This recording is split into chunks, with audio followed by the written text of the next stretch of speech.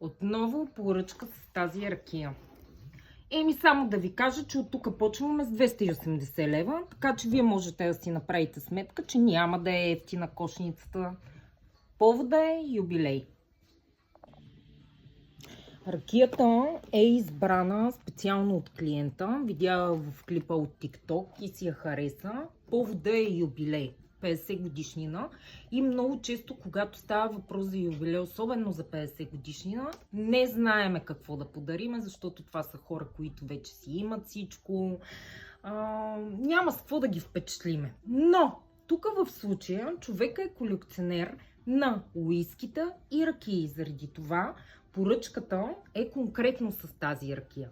И с какво още може да впечатлиме всеки един човек? С вкусна храна. Заради това сме заложили на продуктите на Лафев, защото те са гурме, висок клас. Сложили сме най-различни разядки. Сложили сме едни италиански много вкусни ядки, увити в шоколад. И смятам, че стана доста красива.